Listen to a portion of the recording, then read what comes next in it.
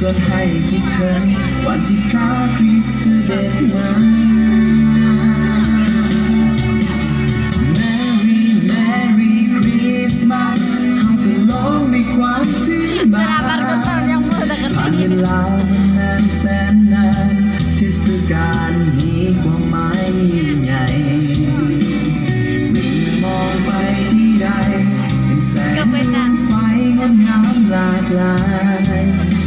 ผู้คนมากมายต่างก็ห่วงใจในวันที่สำคัญ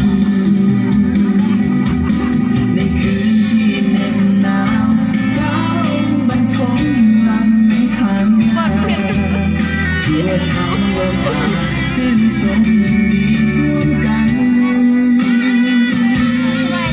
ที่สวรรค์สู่เสียงของเพลงสิ้นแสนเปล่าก็คงทรงงามเมตมาด้วยมาแล้วพระเยซูเป็นของขวัญที่พระเจ้าประทานให้เราสา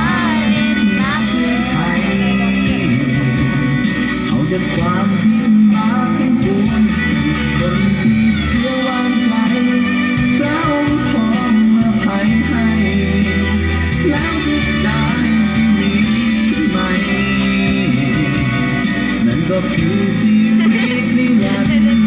ของพระองค์เพียงผู้เดียวเท่านั้น